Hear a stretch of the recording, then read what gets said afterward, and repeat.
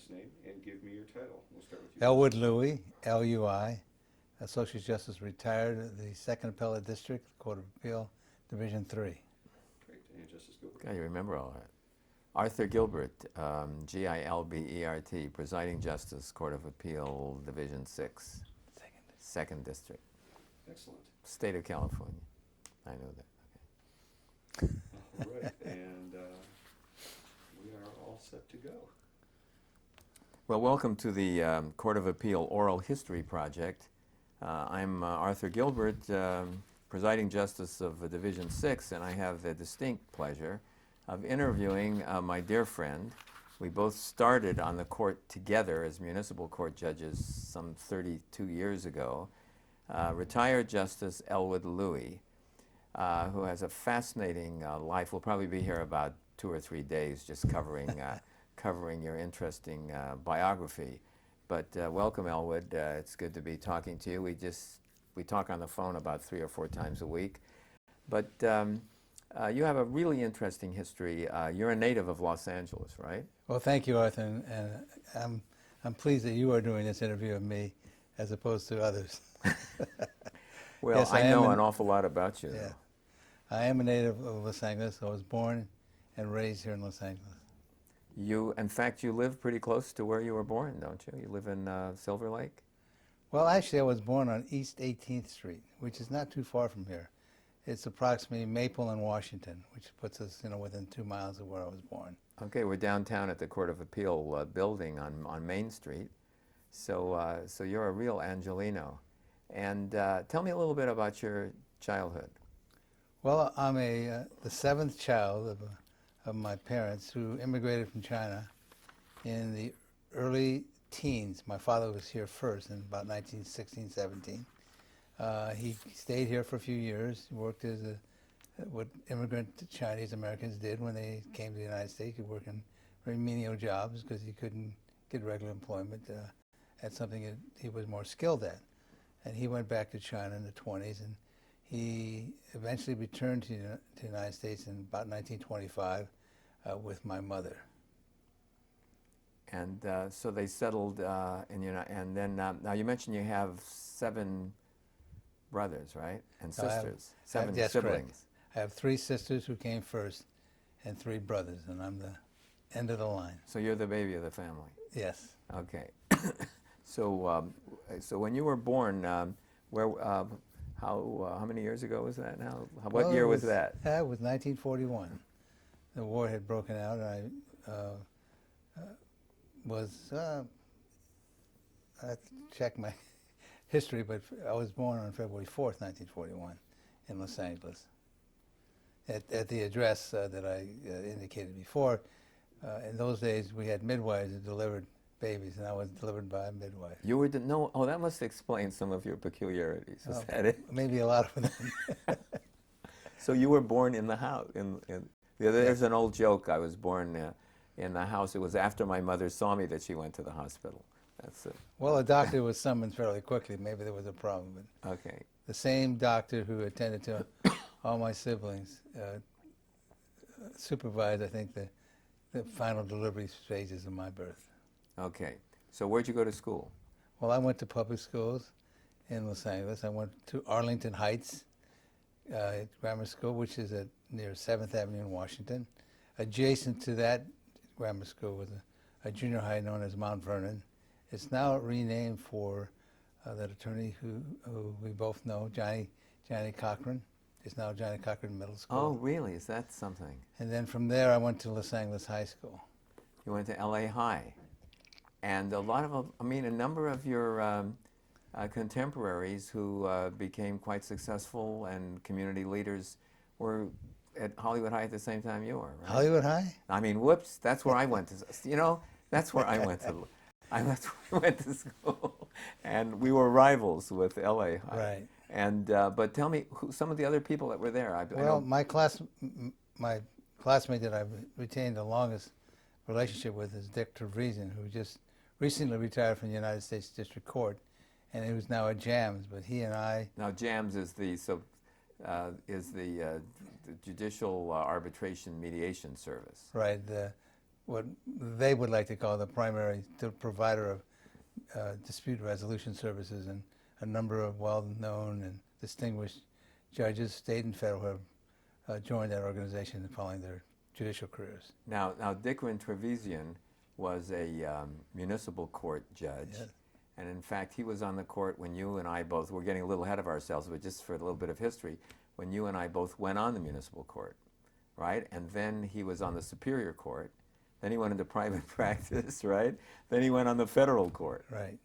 And so when you guys were classmates, I bet the last thing in the world you would have believed was that you would wind up doing what you're doing. Well, one thing that happened, we ended up on the right side of the bench rather than the left side of the bench, or the other side of the bench. But I think if you would ask our classmates in 1950s and 58 when we graduated, who would be the two judges out of the class that would become that position, they would probably pick us last. I would be before last, and Dickren would be the last person.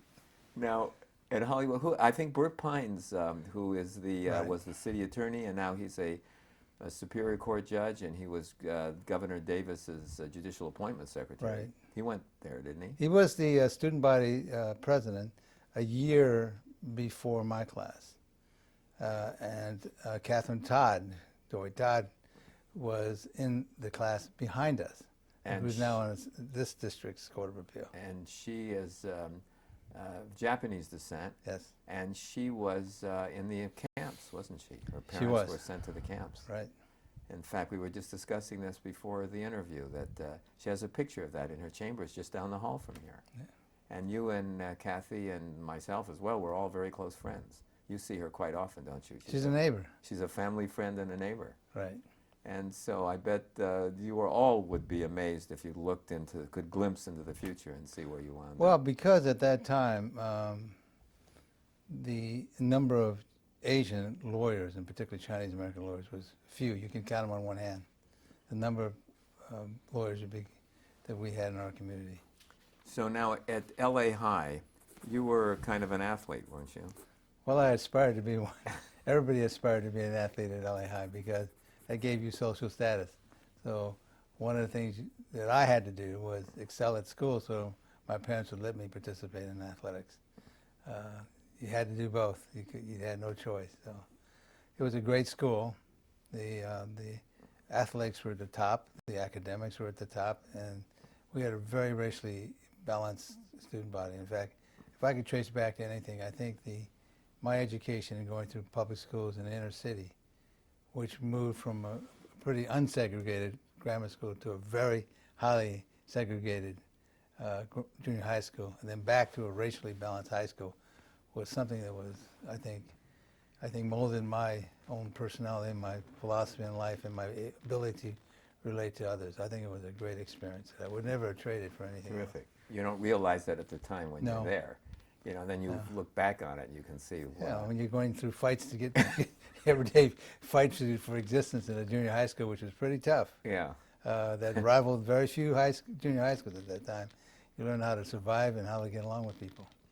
Now, so you were a track, didn't you sort of I excel? ran track and Now you gave me some basketball. advice about how to run, I recall. Yeah. But what were some of the events you were involved in? well, I was on the track team. I ran the mile, and that was the longest distance there was. We had some very fast guys, and even though I could run 100 pretty fast, I was one of the slowest guys on the team. I could only run it in about 10.3 or 4, and we Wow. had 3 or 4 guys could run it under 10 flat. So Louis got to run the last and the longest race. But that's a pretty fast time for those days. Well, it was, but it still wasn't fast enough to get a lane in my high school track team. Okay, so now, so then after high school, is there anything about high school that strikes you that you want to talk about and before we Well, I move mean, on? I've had relationships with people in high school that have lasted a long time. I've had a good friend, Richard Mullen, was in a semester ahead of me that later introduced me to a fellow named Jerry Brown. Who Now Richard Mullen became Jerry Brown's energy secretary. he was. Before that, he was the Deputy Secretary of State when Jerry Brown was the Secretary of State. That's right. And he joined him in his cabinet and was the first, I think, energy commissioner or the head of the Department of Energy. He's a very thoughtful, analytical person who has great skills and very sensitive to the environment. I think he did a lot of things at the beginning of his career in that department that have helped us and improved or, you know, prevented some bad and potentially bad things happening in our environment. Yeah, he was really a very, he was an energetic energy secretary. That's right. And, And we also went to UCLA together after that, Yeah. so I retained him. That's one of my good friends from high school. so now you, so after LA High, you went to UCLA. I did, yes. And you majored in, Well, I first started out as an engineering major, okay. and then I lasted for about a week. I went to school and I saw these guys with slide rules, and I'd not really been well versed in a slide rule, which was the predecessor to all these calculators. So I thought I'd move on. So I just slipped around between history and French, and ended French, up oh, in French. this is, I didn't know about this. Well, I had a skill of memorizing things, and I could memorize all the lessons in French. I was not really good in pronunciation, but I scored well in tests. So I said, you know, I could be a French major. But, you know, it got harder as you go, and the ability to retain all those French words and idioms and so forth was too difficult. So I then moved on to business because I wanted a skill that I could have when I left college. I wanted to be employable. In those days, it wasn't easy for an Asian to get employed in the marketplace, and a skill that you needed to have would make you employable, and I wanted to be employable when I left college. So you went into business. I went into business and I became an accounting major. That's a far cry from French.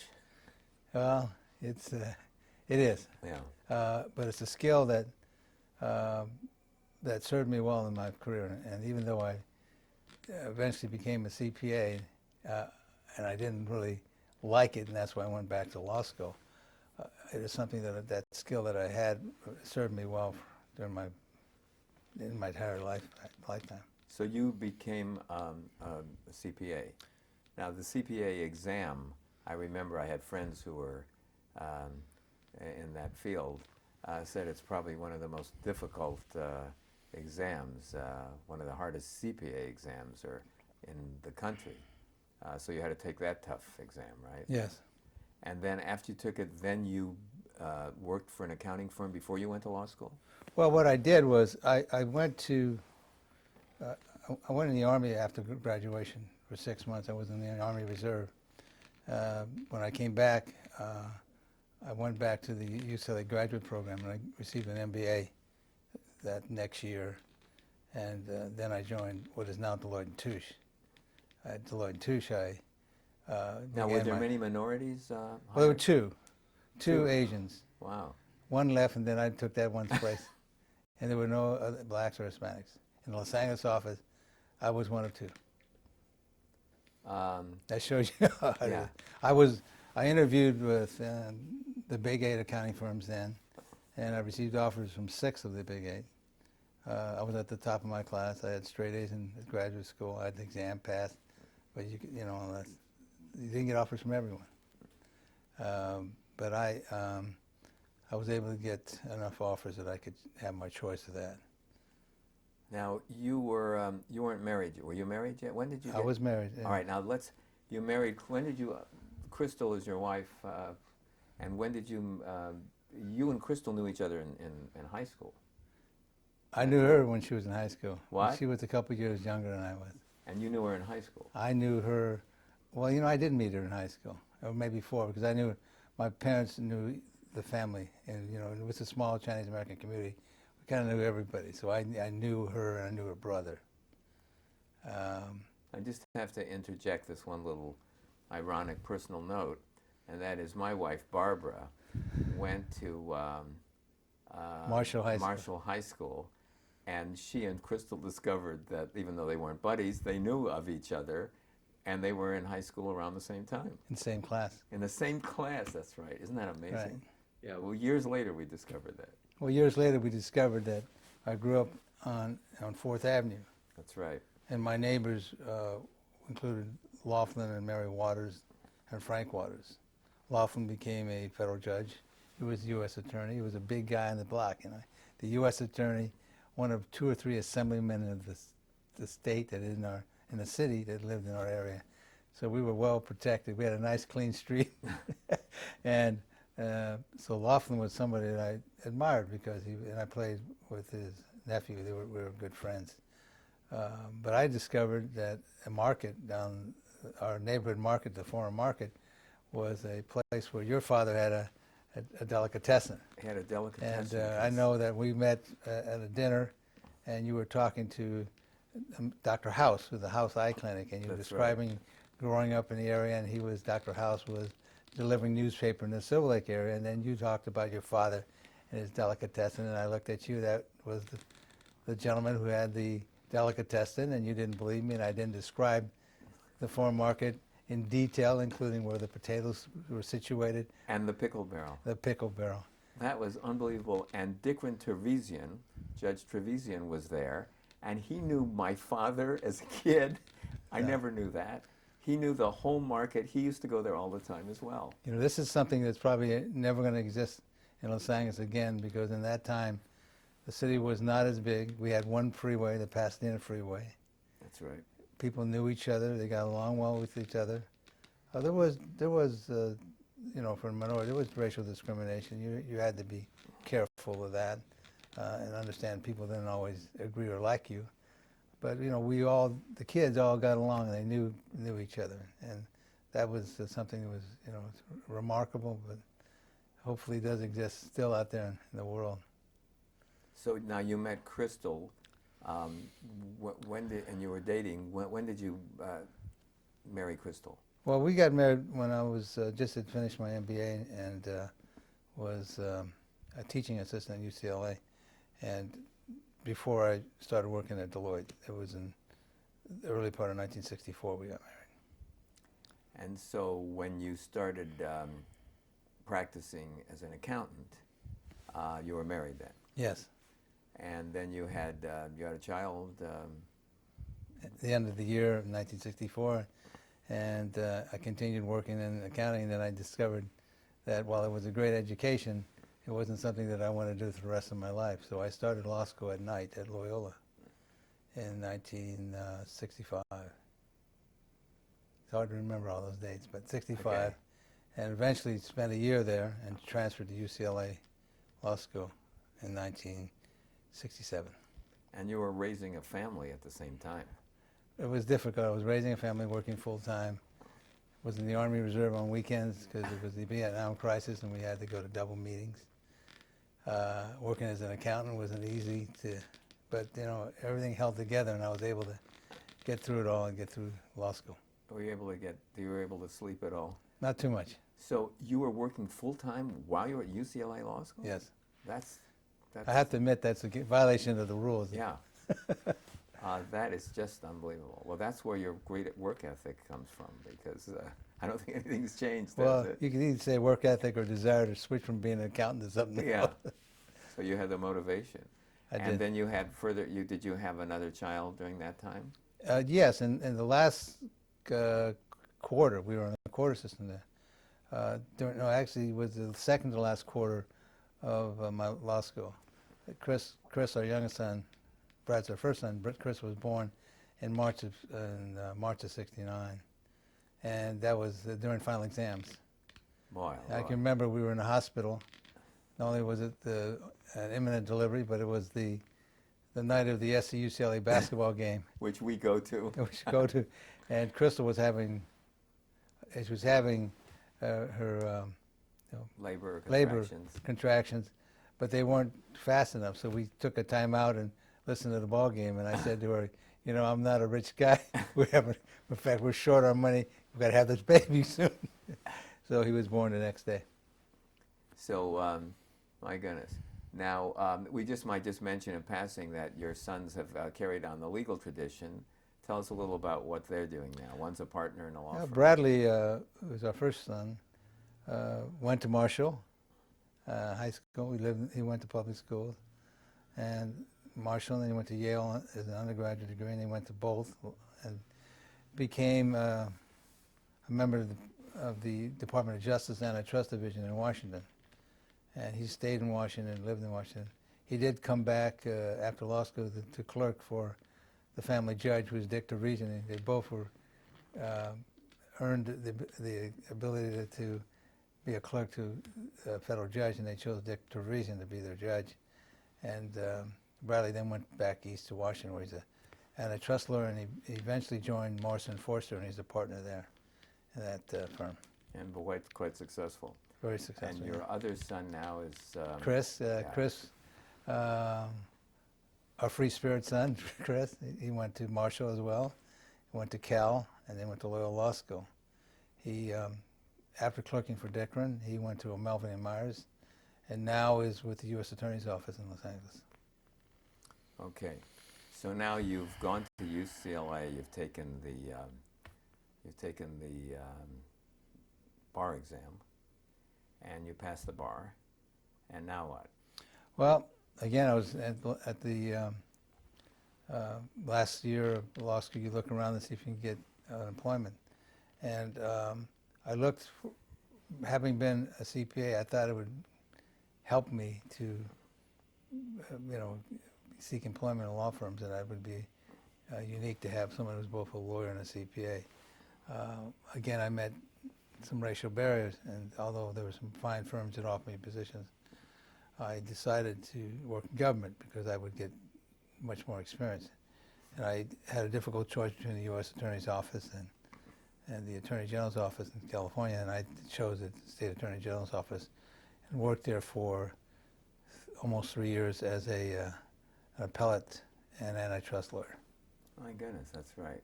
So you decided that would be a better avenue to take than private practice, because you'd been in private practice as an accountant. Well, quite frankly, there weren't any Asian lawyers in any of the big firms in Los Angeles. You couldn't say there was a racial barrier, but there just simply weren't any Asian lawyers there. So here you are at the Attorney General's office for 3 years, and then you move on from there. What? Moved into a smaller firm that specialized in Asian business. I was the guy responsible for their tax work and corporate work, and about 6 months before I became a judge, which was in August of '75, I went on my own practice.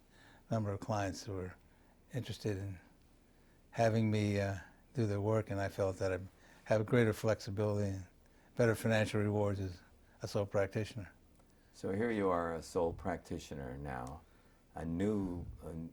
This is a new practice, so to speak. You've brought some clients have stayed with you, but you're out on your own now.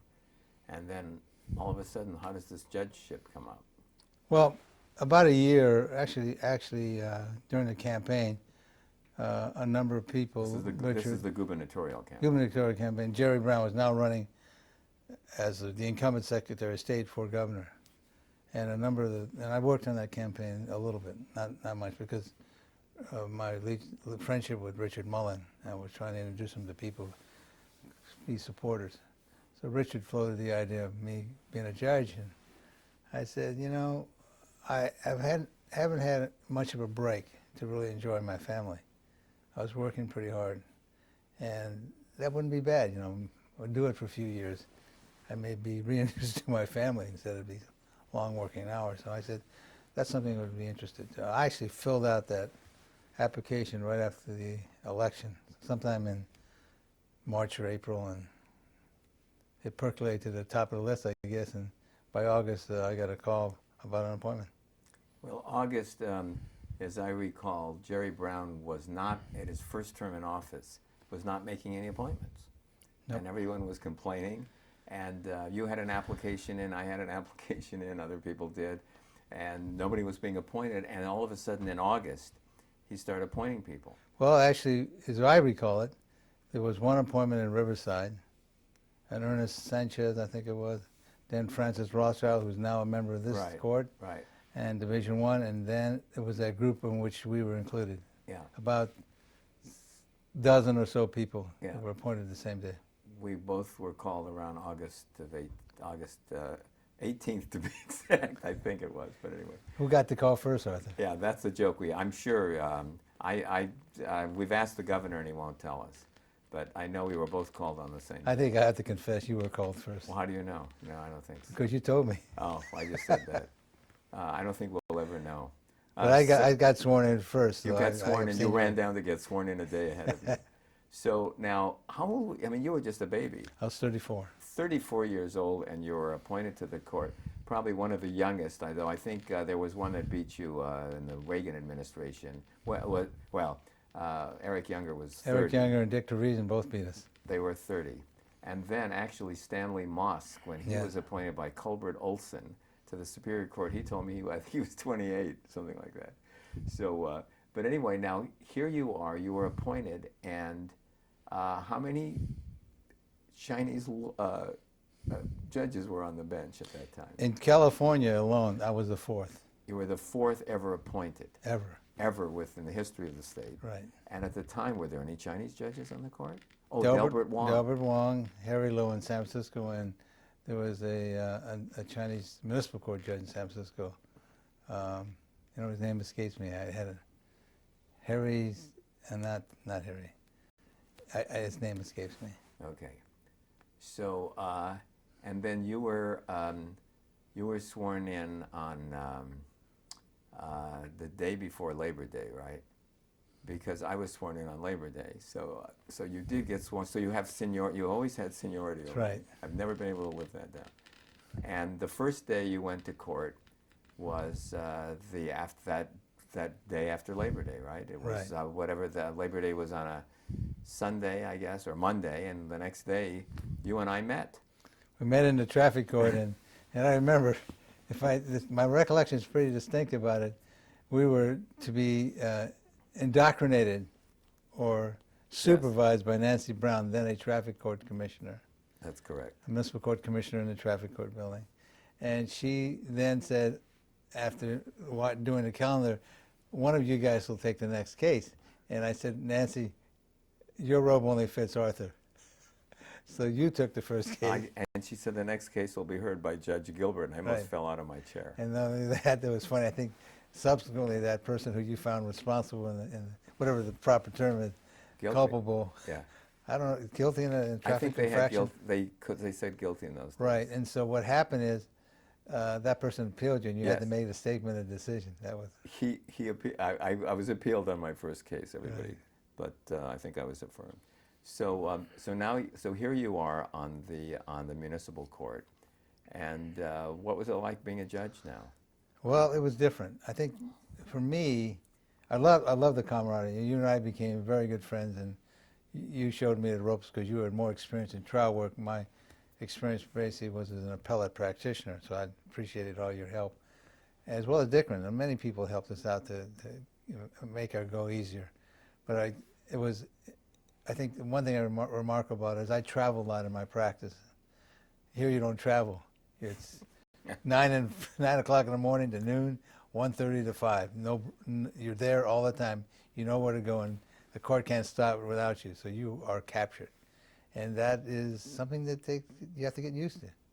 And one of your mentors, I think, too, was Delbert Wong, an important influence. Yes.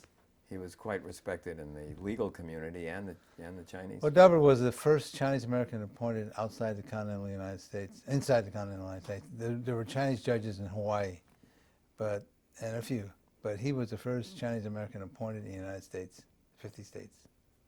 It was remarkable. And he lived down the block from us, and I always admired him.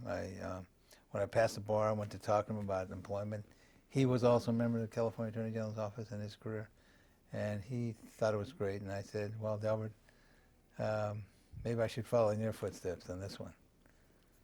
Now, you were talking about being hired as an Asian and what influence Asians had within the legal community. And I recall you were inviting me. You're saying, we're going to lunch today. I'm taking you to lunch. I said, where are we going? And you said, you're going to go to your first meeting of the Chinese-American lawyers. Correct? Do you remember that? Well, yes, and I do. It is the case. I also invited Loren Miller. That's right. And the occasion was a speech by Bert Pines, who was then the city attorney, and we were talking about the formation of a minority bar. In Los Angeles, these Chinese American lawyers, which is now called the Southern California Chinese Lawyers Association, is the first minority bar, other than Langston Bar, in the city. And there was even a debate then between certain Chinese lawyers as to whether or not a separate bar association was necessary, because the LA County Bar would look out after us, and I think that was a distinct minority. Anyway, in order to gain recognition of the organization by the county bar and by the state bar, you had to have sufficient numbers of lawyers to be recognized. I think the number was somewhere upwards of 75. So the first year, the Chinese American Lawyers Association included Arthur Gilbert and Loren Miller, who were passing as Chinese in those days in order to help us out. Well, actually, you didn't have to be Chinese to be a member. No, you guys absolutely. were very open. In fact, I remember there was some other people that wanted to be members of the bar. And it was a really small, I mean, we were what, 15, 20 people, something Yes, like that? very small. And we used to meet in Chinatown. Right. And how many members are there today? Now we're talking, now this is incidentally, I don't know if we mentioned the date that we were appointed, that you were appointed, and that was 1975. And now we're having this interview in 2007. And if you just tell us, how many members does the Chinese American Lawyers have now? Well, not all the Chinese American lawyers are in the organization, but I think the organization numbers at least 300 to 400. And when there is a dinner, the annual dinner, it is, I mean, the governor shows up, the attorney general, all the top political officers are there. And there's generally, what, how many people? Close to 1,000 people are there. Close to 1,000. Yeah, there's 1,000 people show up for dinner now, and every political person is there. Everyone in the community knows to be there, to show up, and it's just remarkable to see how this organization grew from the group of us sitting around a table in Chinatown at a restaurant. So great strides have been made. You're a pioneer. Well, you were the pioneer. You just took me along. So so tell me now. So here you are in the municipal court, and you were hearing. We were all hearing traffic cases. Well, it only took me 2 weeks to be asked to leave for another assignment, and I think as the younger judges on that court, you and I were given calendar assignments because of our ability to handle volume and to handle cases with dispatch and fairness, of course. And so when you became eventually the king of traffic court as a presiding judge of that court, or master calendar court, Division 66, is that correct? Yes, my goodness, that's right. I moved over to the Raymond courts with Dickren, and I was there for over a year. And then I moved to the criminal courts building. Do you want to just, before we, Yeah. do you just want to tell, I just remember the story because we were all a bunch of cut-ups. And it was really an incredible experience because I recall prior to Jerry Brown being taking office as governor, the court really had a lot of very good people. We had some wonderful colleagues, but they were all a bunch of white guys. And all of a sudden, we have blacks, Asians, we have Japanese, Chinese, Mexican Americans, Filipinos. I mean, it looked like the United Nations. Things just overnight almost changed when Jerry Brown started appointing people. Well, he did a much better job of diversity than other governors before him, and I think that pattern has been continued, probably because there would be no good explanation for doing something otherwise. Yeah. And so we did have a very racially balanced court eventually in the municipal court. And we had a lot of fun. Do you remember one incident when you were going out on the bench? Do you want to tell my about birthday, sometime in 1976, and or it could have been Chinese New Year's, but in any event, when court proceeded, I got on the bench. I saw my bailiff, who was a very large, muscular African American with a shaved head, with his shirt off, ringing a gong, and then proceeded to have a line dance, which was led by Dick Trevisan, and they had a carpet over their head. They were marching down and pretending they were a dragon dance, and everybody had a great time. Now, this was the end of the session of court. End of the session. Make that clear. Special session after the court. Things are a little different today. Yeah. But we were really, we won't go into all the pranks that we had because we were serious while on the bench, but off the bench we did. But that was an expression how well people got along with each other. Yeah. People of different backgrounds and ethnicities and race we're all able to get along and do the work, which is hard work. We're dealing with people who were, under the thumb of the justice system, and they had been accused of committing a crime, and we had to have some levity to our work and to our relationships, and we impose that upon ourselves to have that kind of fun. Now you moved on to the criminal courts from there, right? I moved on again. I had another volume job. I was Huge volume job. master calendar judge for a couple of years. Right. I don't believe that I was able to get a trial court until almost my 4th year as a judge. You really moved those cases, though. they zoomed. Well, it was an interesting statistic. Our good friend Loren Miller, a well-known and respected judge, he and I calculated one day that between the two of us, and he was in Division 50, and I was in Division 40, his division was to be a mediation towards environment where cases could be settled on a little more staged basis. He and I said to ourselves, we were responsible for at least 30 to 40% of the county jail population. And so if we didn't let people out on OR who were qualified or didn't give them bail, I mean, we were like the innkeepers of the county jail system. And it was remarkable that we had that much responsibility of people being incarcerated. You know what just strikes me as we're having this discussion? We're talking about a court that doesn't exist anymore. Right.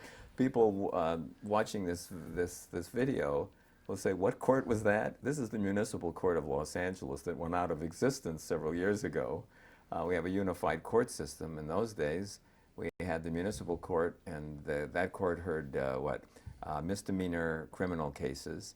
And in those days, civil cases, I think the maximum was, 15,000 or 20,000, something like that. A low figure by today's standards. And that was it. And then we had the Superior Court. So we had two trial courts, and now we have a unified Superior Court. So this is a court that is going to be in people's memory, but doesn't exist anymore. Well, there are a lot of benefits of having a unified court system. I think, on balance, it may tip that way, but some of the things you lose from not having a municipal court anymore is the training ground we had to be, as new judges, to learn our craft, to work with people, to use it as a test situation for us and for others. And I think now when people have become judicial candidates, it's much more difficult to have them appointed first to the Superior Court. Although they do the same work, they can become assigned to a civil or felony department with unlimited jurisdiction, both in civil and criminal cases, which is much more of a serious choice that needs to be made by a governor. So I think we benefited. One of the reasons that I was appointed at my age and you were appointed at your age is that there was a municipal court that we could show our abilities as judges to move on. Well, you certainly did show your ability because you were appointed not too long thereafter to the Superior Court. Well, I didn't get the one step I wanted and wanted you as my campaign manager. We were not able to break the seniority system, which was eventually broken by Norm Epstein. Well, look, yeah, that was, you ran, that's true, you ran for presiding judge of the municipal court. And in the old days, well, tell us about it. In the old days, it was picked by seniority. The next person down in seniority would obtain the position. And I think there were a number of judges on the lower end of the scale, the more junior scale, that didn't believe that was the correct system of selecting the leader. In fact, it reminds me that our current Chief Justice, Ron George, ran. He was appointed by Ronald Reagan, and he was already on the court when we got there. And he tried to break the minority system. Right. And we were these new Jerry Brown judges, and the Reagan judges, that's how we refer to one another, got a hold of us and said, Ron George is really good. And we sort of we knew him, and we met him, and we supported him. A number of us supported him. Excuse me. And he didn't make it, did he? No, he didn't. I think there were too many people who had a vested interest in becoming a presiding judge when their term came. And so he would have made a great leader, but we never got the chance to have him. And by that time, we'd moved on to the Superior Court. So you took a run at being the Yes. at breaking the seniority system, and I guess I was your campaign manager. We only needed 2 more votes and we would have done it. And remember, Dick Van Trevisian gave us some interesting advice. Do you recall what he said? I don't know if we should say that, but he said you have to factor in 10% for double cross. That's right. People will assure you they're going to vote for you, and there's a 10% double cross factor. That's right. Right. So we thought we had the election won, but at the last minute, some people didn't vote the way they said they would. The Dickren rule applied. Yeah, it applied, but you came close. Came close. But shortly thereafter, you went on to the Superior Court. I did. And my first assignment was... Now, how old were you then? You were still a baby. I was 38. 38. All right. One of the younger Superior Court judges. Yes. And then it's assigned to the juvenile court. It was a choice that I didn't wasn't my first choice, but in order to avoid an assignment in Pomona, which I was told if I would pick a juvenile court assignment, I would not have to go to Pomona, which I didn't want to do because it was a long drive. And that was where the new judges usually went, to Pomona, because there weren't too many appointments for the East District. Yeah, to it's our such court. a large, sprawling judicial Right. district that sometimes you'd have to drive 60 miles to Ron get George, to one of the yeah. courts. If Ron- you're a new judge, that's what happened. But Ron George and Loren Miller from the west side, they would take them an hour and a half each way. Yeah. It took me over an hour to get there every morning. But Yeah. I liked the assignment. I was just going to say, 2 weeks after I accepted the judicial appointment, juvenile court assignment, or was given it, whichever way you want to look at it, I found myself in the juvenile court in Pomona. So, and I liked it there. But I eventually moved around. I was asked to be considered to accept the position of presiding judge of the juvenile court, a position that Skip Byrne had for years, and he wanted to turn the reins over to someone else. So I served as his assistant presiding judge, and I ran the dependency court. And one of my jobs was to recruit good new judges like you when you became a member of the Superior Court. You came and took a juvenile court assignment, and we had a real great camaraderie of new people to kind of change the guard and have a fresh approach to juvenile cases. You were intimately involved. You had a famous case, too, I recall. The Armenian baby case, which I acquired because of affidavits.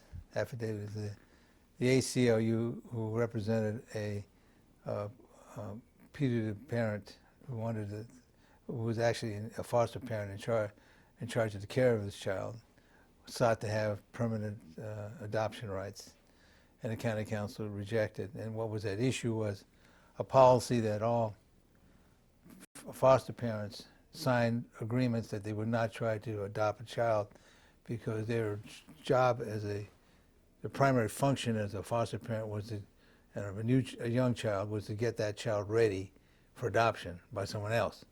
And if they had a dual loyalty to that, wanted to adopt themselves, they would never prepare that child for adoption by others. Exactly what happened here in that case was highly visible in the community because the foster parent was a black mother with other foster children in her care, and the baby mother was an Armenian, and so there was some racial overtones about an Armenian baby being adopted by a black parent, and so it became a cause célèbre. And so I stepped in the courtroom. An order had already been made for cameras in a courtroom or public forum, even though these cases are typically confidential and proceedings closed. That's very unusual, isn't Yeah. it? That wouldn't happen today, would it? It would happen today. It would. It didn't happen then, those days. Oh, it didn't happen. I'm sorry. Yeah. I misunderstood. It would Okay. happen today, Right. with proper procedures. Yeah. But thrust upon me was a case that was covered by the national media. And I think the interests were, treated by the foster parent as one of a vested right to adopt, and that was a question. Ultimately, the case was settled. The foster parent withdrew for reasons that were confidential, but it left embellished in my mind a need to look at these cases appropriately. I didn't like the Department of Adoption's view there should be a prohibition against biracial adoptions,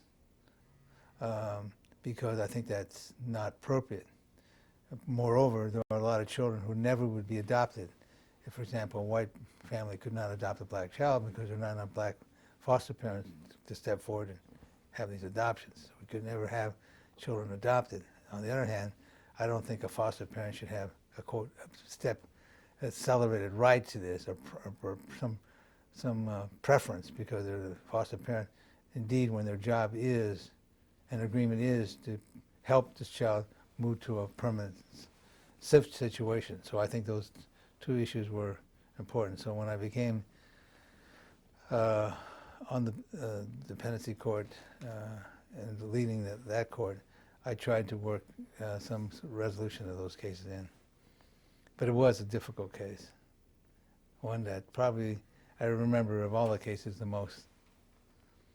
I remember you and I had discussed it, and it was a difficult case, and with such a media attention on it. Yes. So, anything else on the Superior Court that you'd like to talk about before we move on? Well, no. My stay on the Superior Court was about a year. That's all. You were a little bit more than a year, and then I became a candidate for the Court of Appeal. You were on, as they call, the fast track. I guess so. And then, so you were appointed to the Court of Appeal in 1980. And you were in Division 3. Right. In fact, my judicial office would have been in this very chambers had I stayed on the court. Now, tell us a little bit about this change from the trial court and all the publicity with the cases and people and dealing with these volume courts and master calendars, and now you're in the what some call the rarefied atmosphere. Well, the rarefied atmosphere was quiet. In fact, for some, when you think about it, too quiet. Incidentally, what year was this? This is 1980. Okay. In August, I became a judge. And one thing is, my colleagues were much more senior to me. I think at 39 years old, I think back in these years now. Now you were about 81. One of the youngest. I was 40 then, 81. So you were one of the youngest, probably the youngest. I was the youngest that was ever appointed. Yeah, to the Court of Appeal. Right. And as I think back, with the exception of two Ninth Circuit judges of Chinese ancestry, Thomas Tang and Hiram Fong of the Ninth Circuit, I may have been the only state appellate judge appointed at that time who was Chinese American. I don't know if there's anybody outside of Hawaii in the 50 states that who had that position before me. There are some that have it now, and obviously Justice Chin became a member of the Supreme Court. And I was thinking about that because one of the cases that we have in the history of California jurisprudence is a case called People versus Hall. And People versus Hall was about a murder case in which the defendant was accused of murdering another person, and the defendant was Caucasian. And there was a witness to that murder, and he was an Indian man. And the law at that time prohibited an Indian from testifying against a Caucasian. I'm sorry, I got the facts a little bit different. It was a Chinese man who observed the murder. And the ruling of the court, and confirmed by the Supreme Court, was that since it was a Chinese man a witness who was going to testify against a Caucasian man, the witness was incompetent to testify because the court ruled that Chinese were Indians, and therefore they couldn't testify. And so the theory, I guess, was they crossed the Aleutian Islands down to Southern California and parts of the Southwest, and were Indians in origin. And so the rule was that if you could have an Indian testify, Chinese who was an Indian testify, that wouldn't be a fair proceeding because they were incompetent. And they could become members of the jury, they could become lawyers, or God forbid it, they could be members of the court. So you just can't have that. So in 1850, 60, 1850s or 60s decision of the California Supreme Court. So I had to chuckle a bit because during my tenure as an appellate judge, I was the first Chinese American to ever sit, albeit pro tem, on the Supreme Court. So the fear of people hall came to fruition in my short, case assignments in the Supreme Court. And I think when I explain that case to people these days, in the last 5 or 10 years, they're shocked by the nature of that case. They can't believe it. I know. Right. You look in disbelief, but I guess one of the wonderful things is that within a generation or two, things have changed. Well, there's a funny thing, the prologue to that is, I was in Guangzhou, China about 2 years ago, and there was a newly found excavation of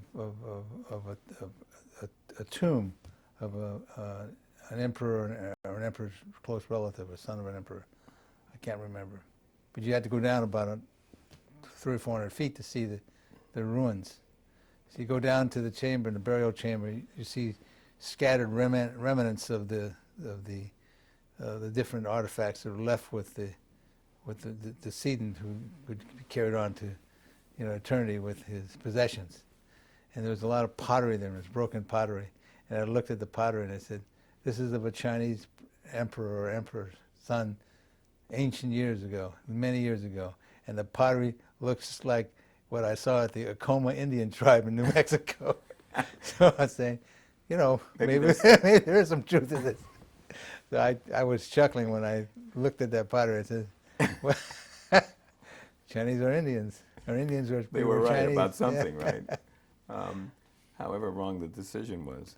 So anyway, so now you're on the Court of Appeal, and you don't have to remember all the cases you've been on. I know you had some disagreements with some of your colleagues on cases, and you did, in a very respectful manner, dissent on some cases.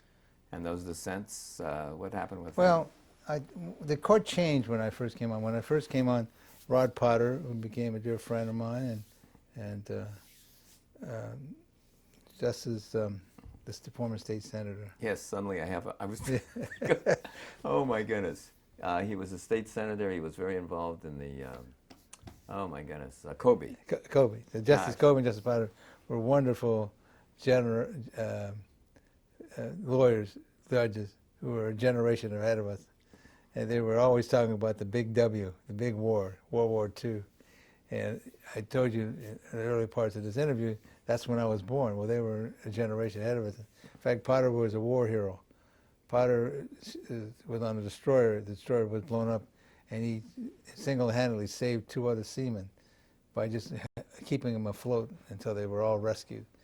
So when he retired, I gave him a bonsai flag, and we had a ceremony of including Japanese Americans who wanted to recognize his war hero status. I think it was long unnoticed, but we got along. There was a change, and there were some different members of the panel.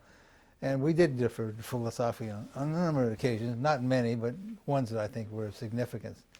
So I thought it was part of my role as a judge is to highlight our disagreements, to write a dissent and let the Supreme Court deal with it, either in terms of granting review or depublishing a case or rejecting my views. And I think as an appellate judge, which is the one right of appeal that you have as a litigant, it's part of our job is to help shape the law and put it in the right direction.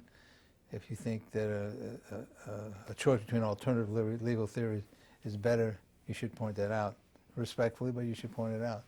And on a number of those occasions, either review was granted, depublication was granted, or the court would take over the case and decide it one way or the other. And I think that as a role of a judge on the appellate courts, that is a very high priority item. That's a good point. Many people talk about, well, this judge dissents a lot or doesn't dissent.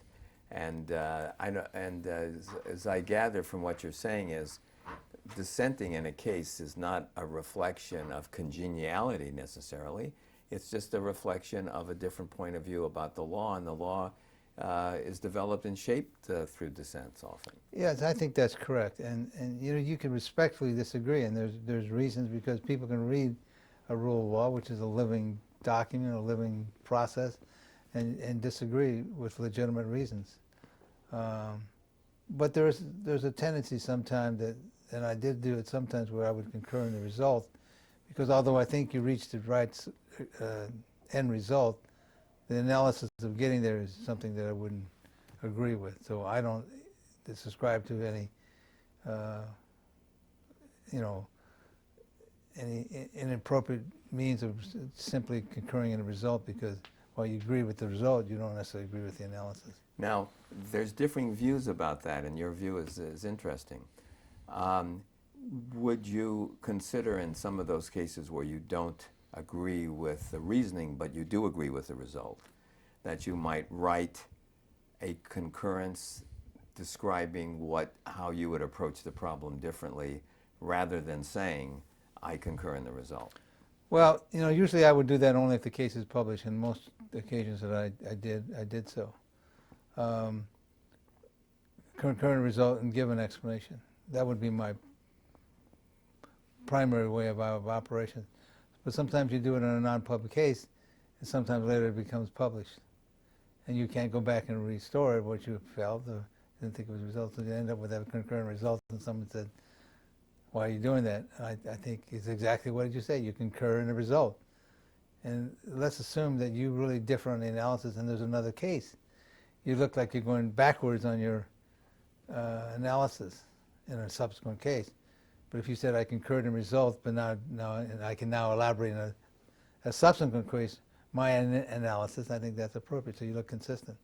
Because one of the things we have to be careful as judges, I don't have to be careful anymore because I'm no longer a judge on that aspect, but it's to leave tracks so people could follow the development of the law and have some predictability. I want litigants to know that, when they take words of an opinion, what did Gilbert mean when he said these few words? Does it mean it was going in one direction as opposed to another? That you'd have some predictability in the law that makes us a better system. Who knows who's going to be looking at this video in the future. Right now, they may not even know what we're talking about when we say published and depublished. Right now, we publish a certain number of cases, a small percentage actually. I think it's grown a little bit, but it's usually about anywhere from 20% down to 10 or 15% of cases that are decided by the Court of Appeal that are actually published. And there's been moves afoot to have everything published, and there's controversies about the pros and cons. So who knows, in the future, maybe they'll all be published or maybe they won't be. But what we're talking about now is a system in place where not all cases are published. So is there any particular case on the Court of Appeal that strikes you want to talk about? If not, it's been 20 years. Yeah. I mean, I'm sure that I think back and look at them, which I haven't had a chance to do. There'll be one or two, but I had a couple of cases that I thought were important. It dealt with Kumis Council, for example. I had a case. I don't even remember the name of the case, but I think my case analyzed the need for Kumis Council and the disagreement with carrier on a problem. So people understand the Kumis issue. You're talking about when an insured is represented by the insurance company, there could be a conflict. They're entitled to their own attorney as well, supplied by the insurance company. And you wrote a case that anticipated that result. Yeah, for example, a policy limits is $1 million, and the case can be settled within policy, and the insured wants to settle it or fight it, and the carrier feels differently. And I think the insured should have a right to it, participation on certain levels. You also decided some obscenity cases, did you not? Yes, one case, which is interesting, highly debatable, was a case involving a 995 motion in a criminal case where you hold somebody over for trial. This involved a pimping and pandering case in which the DA charged an actor and actress for committing a sex act for pay while filming a movie. By filming a movie. Right. And whether that movie would qualify under the... Yes, and I studied this case for quite a bit of time and talked to my good colleagues, Colby and Potter, and we reached an agreement. Our analysis was if you were to commit a petty theft, and say, I'm going to go commit a petty theft, and I want you to film it and pay me for this, but you pay me to steal a product. Would that be a crime? Or let's assume in those days when we were judges, the big thing was the snuff movie. Someone actually would commit a murder and have it filmed, and would receive pay for that, and that would be a rule murder. Is that a violation of crime? We had sex on top of that, and we have the obscenity issues, we have the First Amendment, all these issues come up. And so we ruled that the DA was correct. That they're actually violating yeah. the crime even though they're doing it as part of a movie, Yes. of a pornographic There's a movie. funny part of that, the day after the decision was entered, I woke up with an alarm and the radio went off and it said that Justice Louis had declared sex a crime. And my wife said to me at 6 o'clock in the morning, "Is that what you did?" And so a lot of jokes about this. The case goes to the Supreme Court, and the court reverses us 7-0. So, you know, we were thoroughly 7-0. wrong. You were thoroughly wrong. wrong. And written by a very conservative justice. Yeah, well, that was the thing. It was Marcus Kaufman, who Yes, a was very outstanding judge. brilliant guy, Brilliant guy. very conservative. And he's very conservative, and he looks at this and he says, legislative history does not demonstrate that that was the intent of the legislature to declare this a crime. So here I am, looking at a case, objectively. Legislative intent, I believe. Justice Kaufman reviewed the legislative history of this statute, which there was none, incidentally. There was no... There is no legislative history whatsoever. It said that the legislature never intended this result. And so here we have the most conservative, maybe perhaps one of the most conservative judges the court has ever had on the Supreme Court, said that the ruling favoring criminal law prosecution in these cases was wrong, or the court didn't favor it. And, you know, we had no vested interest in this case. I sat down and I talked to my colleagues, and we said, analytically it works. If it is a film, it just involves a sex act, how is it any different from another crime? And we're not the ones that created a crime. Right. So, I mean, that's great, but it got a lot of chuckles from people who thought I was a very liberal judge. Anyway, years later, I used that as an example of why you cannot use an opinion by a judge. Because when I told differing people, particularly in a very conservative setting, like an election problem, which was occurred in a convention discussing the politics of judges and whether or not they should be supported by the Republican Party. I brought up this case and I said, you think this liberal leaning opinion was incorrect? Absolutely. I said, well, Justice Kaufman wrote it. And so my point was, let's not go against judges for their political views, you think, because they rule out a certain way on the law. And it made a point. That's right. You weren't a flaming liberal. You were sort of middle of the road, and this might be considered a liberal opinion, but it doesn't typify what your philosophy is. It was a conservative opinion. It didn't typify what Kaufman wrote was a liberal opinion. And That's right. I'm sorry. The other way around, Yeah, of course. he- I'm sorry. That's right. It was Kaufman who, what one would say would be a liberal opinion. Yeah. Yeah. But I had no Yeah. You don't have a vested right one way or the one other. way or the other. Well, you're bringing up a little bit about philosophy, about your judicial philosophy, and I think you've voiced some of it already. Do you want to expand on that a little bit? Well, I always looked at the cases, if you could follow the rule of law and follow the precedent, you had to have a good reason to disagree with it. Court of appeal judges don't have the luxury of trying to disagree with Supreme Court decisions. They can articulate why it's wrong and flag it. Indeed, in a couple instances, I believe I got the Supreme Court to change directions when I flagged it with a concurring opinion with the separately issued decision. So I'm particularly pleased that I was able to shape the law in certain instances, you know, not a large number, but from my time of 6 or plus years in the court, was able to make somewhat of a mark on the court in the development of the common law in California. Now, during that time, you were involved in some other judicial activities as well. You were involved with the California Judges Association.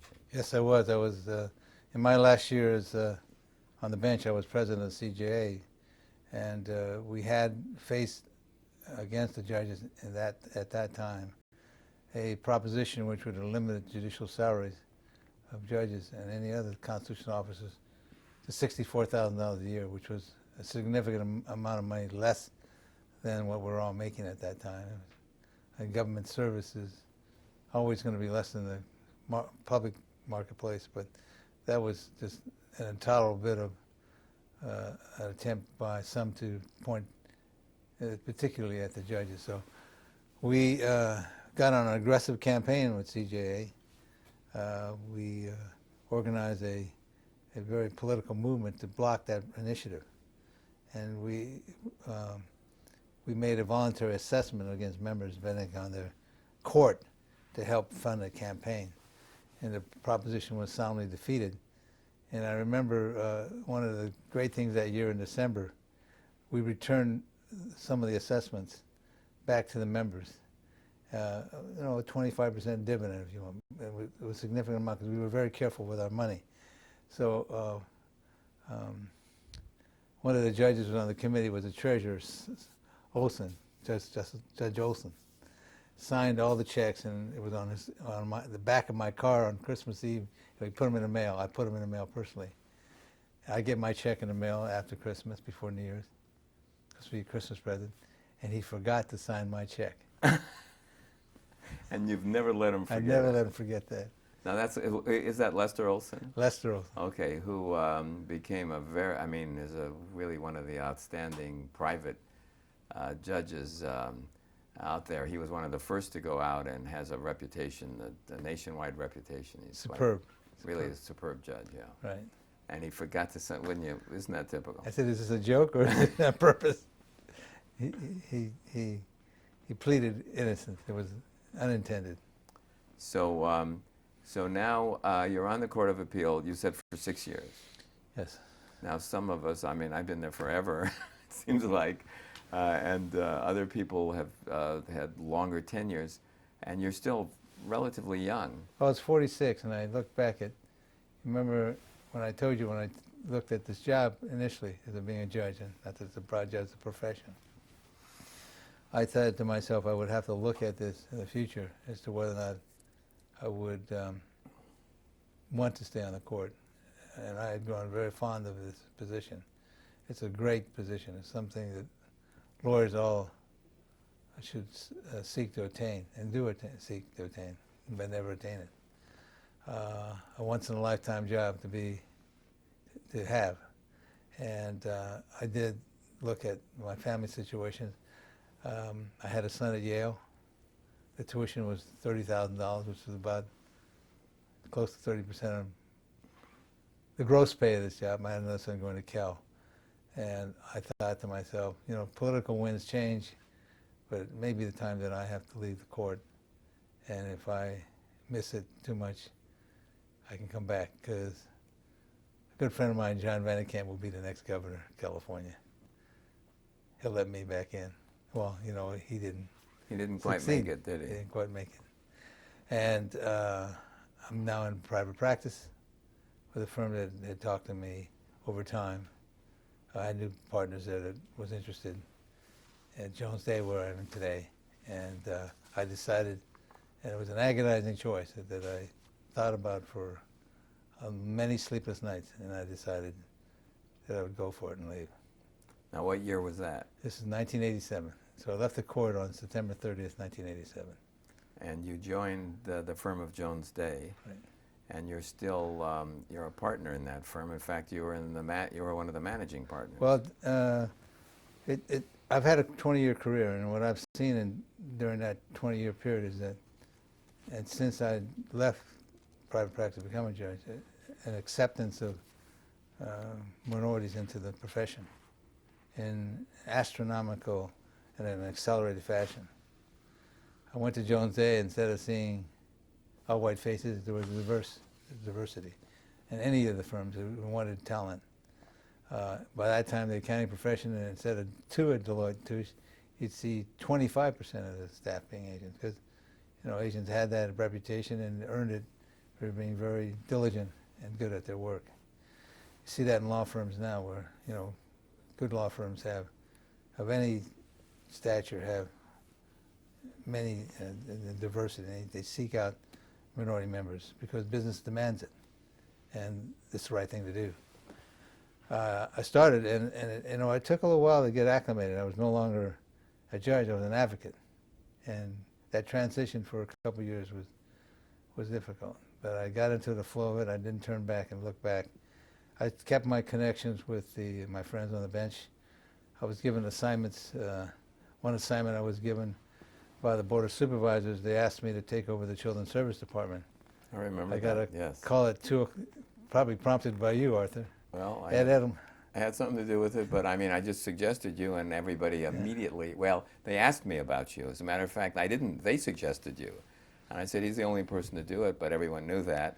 And that was really quite an experience you had. Well, Ed Edelman called me, and he said he had talked to you. Ed Edelman was one of the supervisors. In fact, the Edelman court, there's a court, a juvenile court, that has been designed for juveniles and for dependency cases where kids can play, and it's a centralized court for all juvenile matters, and he pioneered that, and it's named the Edelman Court, Ed Edelman Court. Yes, and for good reasons. He called me, Ed, told me you had told him to call me, and said that Tuesday they just terminated the director of the Children's Services Department. And the Children's Services Department, what do they do? The department that handles abuse and neglect cases or the foster children cases in the county. I didn't know it then, but it had a staff of 4,000 employees, had a budget of $600+ million, and multi-offices stretched all over it, and a lot of litigation problems. And so, because I'd been away from it a while, he said they had just fired a director and they wanted me to take the job. And this is Tuesday night after the board meeting. He said, you come down and talk to the board on Thursday. And I said, wait, Ed, I have a private practice, I have a number of cases. Eventually we worked out a basis upon which the firm and I could accept, and they would accept, that I would not be, I could continue to do my legal work, and as long as I did both things, and both things to satisfaction, they didn't require me to disengage from the firm, which I wouldn't have done. And you had a lot of practice and when you were in law school and accounting school and working and raising a family. So you were an old hand at this. This was long hours, 7 days a week. And they said for 2 months, we just need time to pick a director. 2 months passes. There's still no one. They haven't even conducted an interview. They haven't even put it out for search. It lasted 5 to 6 months, this assignment. One of the most enjoyable, challenging things that I've ever done in my life is run that department. And you turned it around, didn't you? Amazing things happened. Turned it around, restructured it. You know, they had a pyramid. I flattened it. I wanted all the social workers, the supervisors, to go out and work on cases so that the children would be watched. But one of the problems then was the children were abused because there was not enough contact with a social worker who could then look and see by visitations whether the child was having any problems, whether there's further abuse issues, getting care, schooling, education, medical care. So now that all took place. And eventually, at the end of 1990, they found a person, a department that has had many leaders. Peter Degree lasted over a decade, and then there's been a couple of people after him. But it was a hard task to fill. And I think being someone who is not vested with wanting to have this job, someone who can come in with a fresh approach and do the judicial system. The judges knew, because this is litigation with dependency cases, that I was able to make some headway just because of my former position and get a cooperative spirit. So in fact, the whole staff, they wanted you to be the new director. But you turned that down. Yeah. And then the other occasion, since I left, was a problem that occurred during the Governor Wilson's administration. There was an impasse politically, I guess, between the Bar, Conference of Delegates, and the Governor. The Governor vetoed the fee bill. So there was no funding for the State Bar and the disciplinary system that goes along with it. So the Supreme Court is the supervisor of the juvenile system, could not tolerate a shutdown of the lawyer disciplinary system, a system that they had the ultimate authority over. So I got a call from the Chief Justice, and now Ron George, who had moved on from the municipal court up to the Chief Justice position, asked me to be the special master of the bar, and I accepted. So for over the next 2 years, while the bar was shut down, continued to shut down, I helped reorganize the bar and implement new technology, new rules, a variety of things, and try to streamline the system. And then we restarted hiring people, and I turned it over after a couple of years. And was there a case involved with that? It's in-ray attorney discipline system. And that case mentions you as being really responsible for solving the problem and praises you to the skies. It's not often, you're being a little modest here, not talking about it, so someone has to, but this was really a remarkable, another one of your remarkable achievements. There were so many dissident groups, you had to bring them all together and formulate a plan. And the Supreme Court recognized the really magnificent job you did and gave you the credit that you deserved in a published opinion. We should have the cite for that opinion here if anybody wants to look it up, but I don't have it at my fingertips. And you're so modest you don't either, apparently. It's in these papers somewhere. Okay. What year was that? Do we remember the year that the case was published? I remember reading it. It's the NRA attorney discipline system, and it's about 1996 or 7. You and I are alike in that we never remember case names. I remember a famous, remember some, or case citations.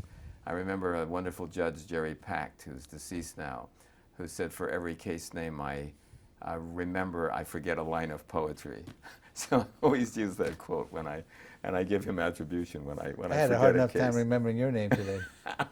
So we're more interested in the substance, right? You're interested in what's going on, not the case name.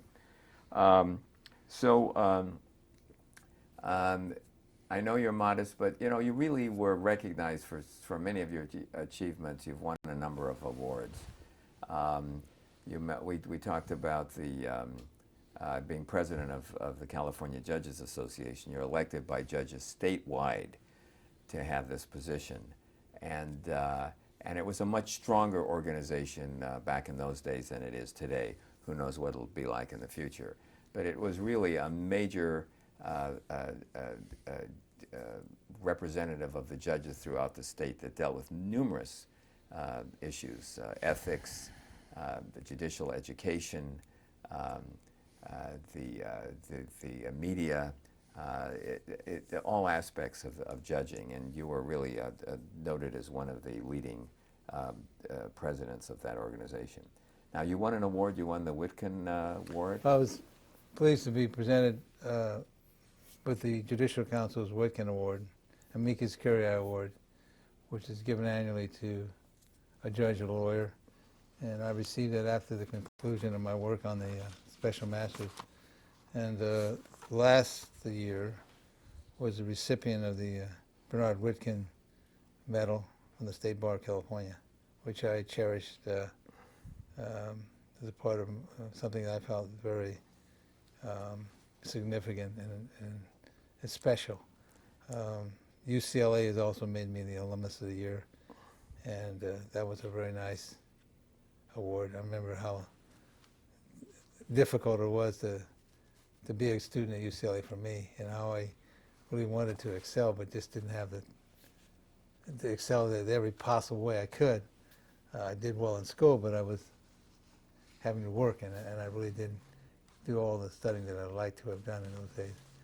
So on the court, you get to study, and you could see the development of the law, especially in appellate court. You can take the time and really do something with the law and development of law.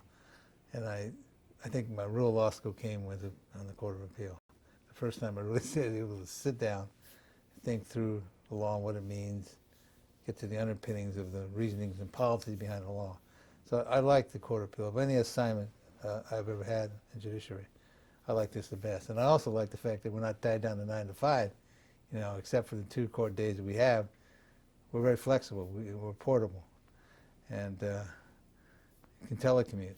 And nevertheless, I was here every day that I was on the Court of Appeal. I just that, you know, just that nagging thing that the jury's waiting is not with you. So I think that's why this is the best job there is in the court system. Now, you've also had a profound effect on how we dress for the Court of Appeal. Now, I know today, and you're extremely elegant. You always are an example of sartorial splendor, and just look as sharp as possible. And you always looked sharp, no matter what you wore. But I remember on the court, didn't you introduce jeans and an open shirt as well, I mean, I thought people were, I didn't see the need to have a suit and tie on to come read briefs, look at the law. And in law school, I didn't wear a coat. Yes, I did have to wear a coat and tie because I was working as an accountant. But I had to. And so here I didn't have to. So I kept a suit and tie in my closet, and I'd come in, what was casual would happen to be jeans. And I think you were a pioneer in that area because many of us dress that way. One now. funny story is that after Chief Justice Lucas became the Chief Justice, he was a guy who always wore a coat and tie because he was a federal judge as well before he was on the Supreme Court. I caught him one day in chambers in a pair of jeans and a lumberjack shirt, and I said, "You're the leader of the court. You can't dress like that." And so you've also been, and the Daily Journal, our legal newspaper, has rated you for year after year as one of the top 100 most influential lawyers in the state. Now that you've been in private practice for quite a while, you're a managing, or have been a managing partner of a large law firm that's with offices all over the world. Has the judiciary changed? What's your perspective of judges today as opposed to when you were on the court? Well, when we became judges, the salary differences were not that great. They are, you know, substantially different now. And you're talking about differences between private practice. Private practice and a judgeship. A Superior Court judge in those days, compared to what they were making as a partner in a law firm, you know, could have been twice as much. Yeah. In the 70s. Now, they're probably 10 times as much in a good practice, good law firm. One of the major. You're talking about a major law firm, which with offices worldwide. Or, you know, big California law firm. And if you're a senior partner, you'll be doing well. But does this mean that the middle class is being priced out of the market for legal representation? That's my sense. You know, at Jones Day, we heavily invest in the community through our pro bono projects, principally through public counsel. And you're on the board of public counsel, or I you was were? on the board for 10 years, and handed it over to one of my partners. Public counsel represents the indigents. The corporations and the wealthy have funds to hire a lawyer like Jones Day lawyers. The middle class comes up short. You can't qualify for pro bono services unless you have some attachment to the corporation. It could really affect you financially if you got into a litigation matter.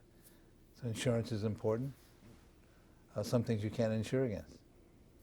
You can have a significant divorce that doesn't involve any kind of insurable interest. So I think that's the unfortunate part of today's society.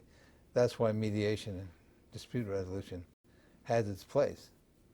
Although there are criticisms against it being a, hybrid of a third branch of government, it's still necessary, for our middle class, and one in which it can have some relief for the courts of record. Maybe we should form a new commission and have you head it to look into this issue. Only if you're on it. I'm glad that we had this discussion here because it's really a problem affecting our society. Yeah. Well, you mentioned I was a managing partner. We call them partner in charges, and I did for the last 6 years was the partner in charge of our San Francisco office and started it. And to my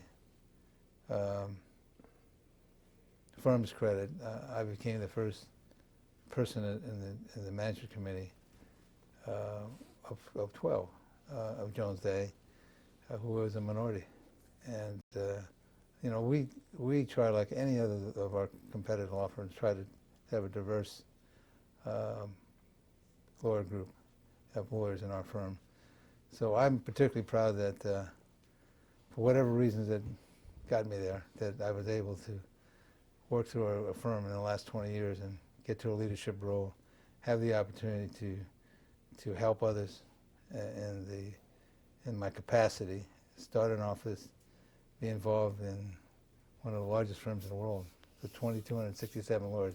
I don't intend this to be an ad, but the depth and breadth of the firm is astounding. That why, to give some context to why I feel that the firm, as far as I'm concerned, has done a job of helping integrate me into a system where years before it was not possible.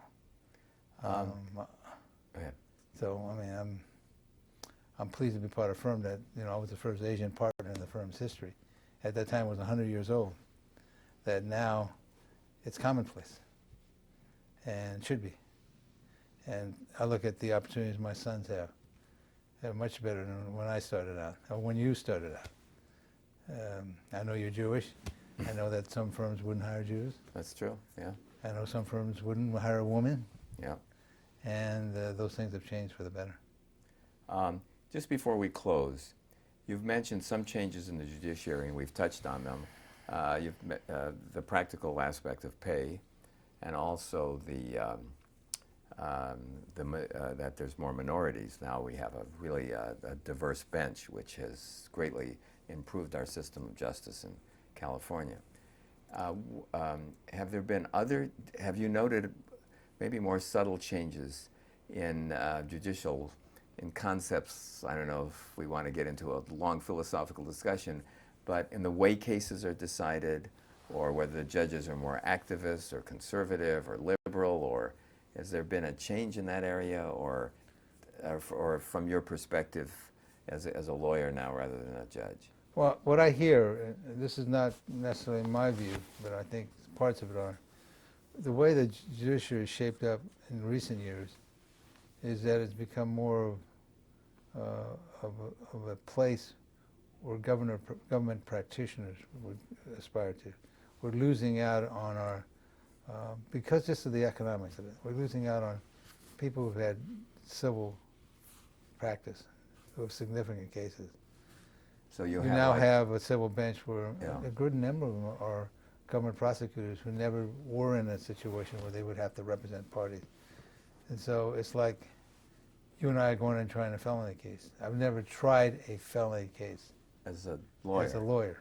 Right. And so now you have a DA, and I'm not criticizing a DA. I understand. And a public defender or a U.S. attorney. Great experience, great background.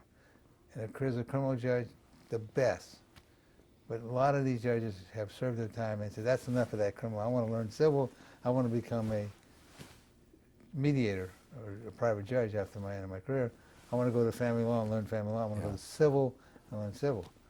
Well, there is an experimentation of deciding cases in a situation where they never served in private practice.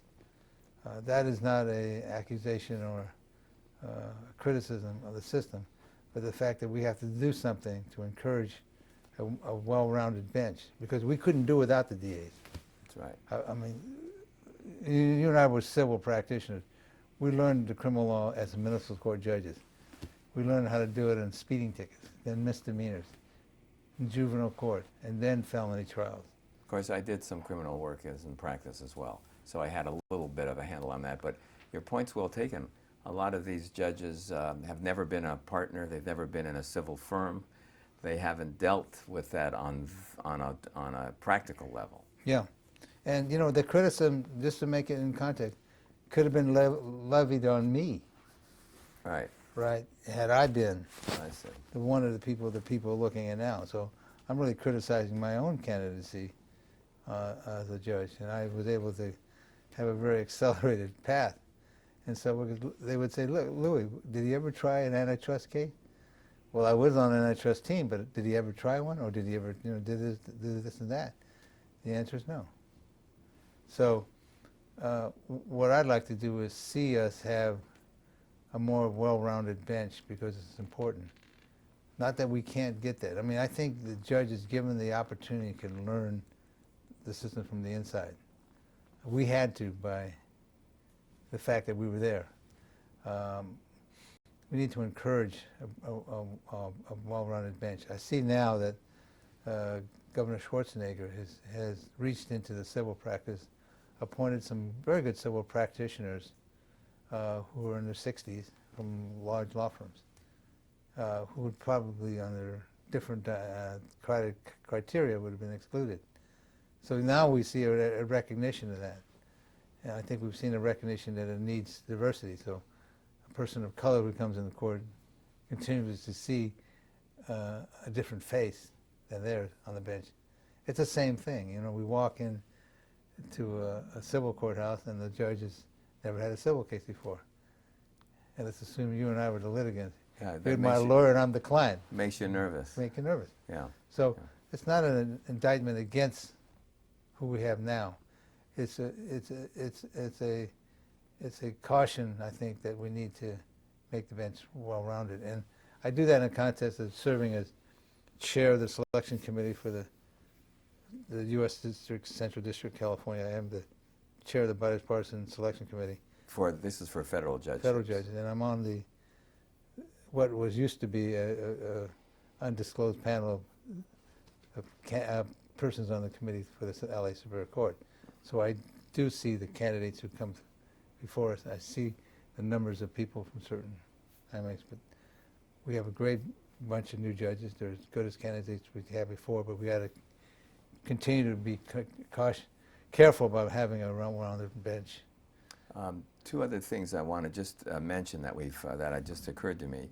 You authored a book, and you're the expert in the state on judicial retirement and the tax consequences of that. You've lectured extensively throughout it. The Supreme Court calls you to lecture them. Do you want to just tell us a little bit about your book? Well, the book is a book that I picked up from the Chief Justice, and I'm getting bad with names again. Let's see. Who was your predecessor on that? Levitt? Judge Levitt. Boy, right.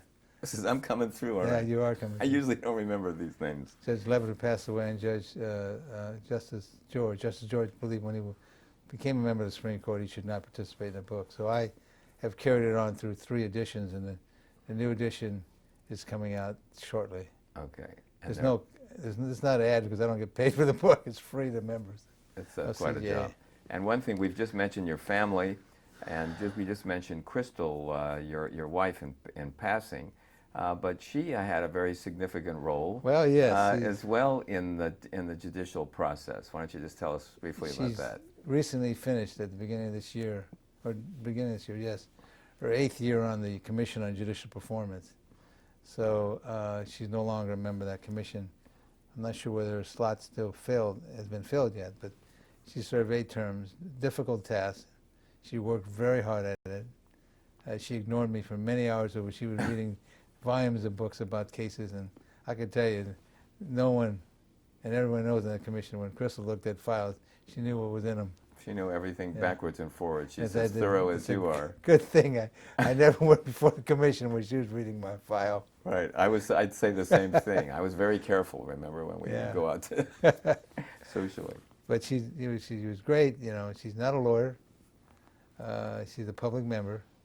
She was a public member, and did it the right way. Yeah. I'm proud of her doing that. With a great deal of dedication, because I know we would be going out. She said, "No, I'm busy reading files. We'll have to do it another night." It was a funny joke. I mean, you may not have appreciated it, but I said, "You can't go out to dinner tonight because she's reading your file." Yes, used to say that all the time.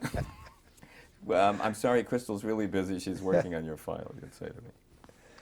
Well, it was a pleasure talking to you and reliving your life with you.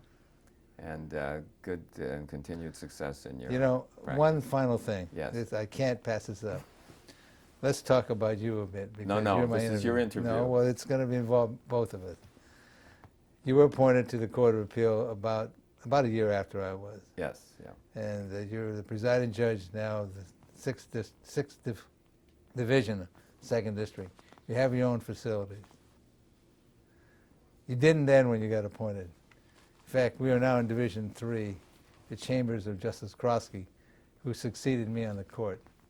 So it's a fitting note that we're here doing this interview when, in your first day of the court, I took you into my chambers because you had nowhere to sit, and we shared a conference room, and you accused me of making too much noise when you were writing your first opinion. That's right. We didn't have a facility, Yeah. and you graciously said you can use my chambers. Right. And I used your chambers for almost a year. And you used to say, I had no idea that when you get this job, you get a roommate. Well, and I would was say, your roommate for the first year. you get on the Court of Appeal, you get a roommate. And that was that's just the continuation of a very great relationship between the two of us. Two guys from L.A. who grew up in the city, one from Hollywood High School and one from L.A. High School. Who had never dreamed they're doing Yeah. what they're doing today. But I have one question for you. Why does Hollywood High School have a square track that's not a quarter mile? I don't know. I think we needed some additional funding for that. You didn't have enough room. LA always got it. Always had the best over us. Anyway. Thank you.